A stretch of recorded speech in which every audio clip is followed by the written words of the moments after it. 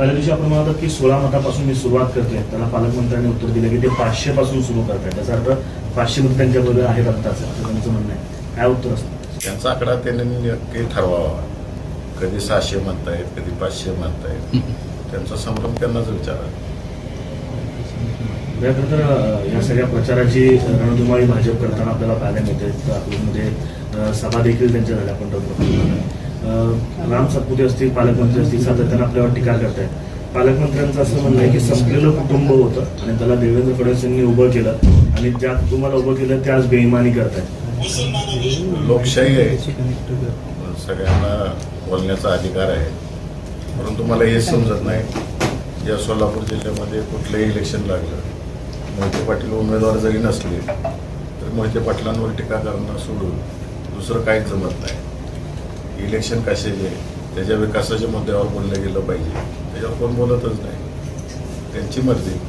आम्ही आमचा विकास काय करणार आहे, लोकांना काय देणार आहे, मतदारांना कशा पद्धतीनं त्यांच्या प्रभागामध्ये कामं केली जाणार आहे, त्यांना कशा पद्धतीने मदत केली जाणार आहे, याच्यावर आम्ही आमचा प्रचार करतो. यांचा मात्र वैयक्तिक ह्याच्यावर चालू आहे सगळं.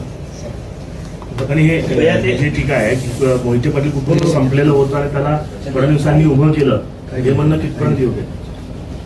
या सोलापूर जिल्ह्यातल्या जनतेनं आम्हाला उभं केलंय, कुठं नेऊन ठेवायचं आहे ही जनताच ठरवायची. काळ बदलला आहे. आज कोतवाल पण नमस्कार करत नाही, राज्य गेलं पण थाट गेला नाही, अशा प्रकारची टीका पालकमंत्र्यांनी आपल्यावरती केली. मगाशीच सांगितलं मी तुम्हाला सगळ्यांना, इलेक्शन कशाचं आहे आणि कशावर टीका करत सुटले. या जिल्ह्याला काय देणार आहे त्याच्यावर कोण काय बोलतच नाही.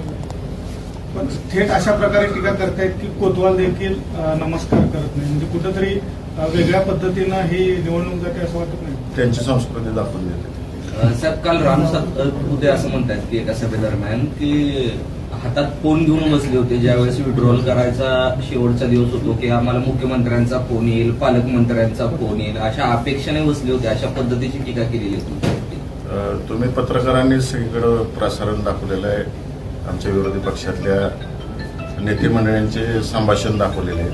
त्यामुळं तुम्हीच क्रॉस व्हेरीफाय करा पालकमंत्र्यांचं स्टेटमेंट काय आणि जो कोण नाव घेतलं तुम्ही त्या व्यक्तीचं त्याचं स्टेटमेंट काय आहे. दोघांची विरुद्ध दिशेची स्टेटमेंट आहे.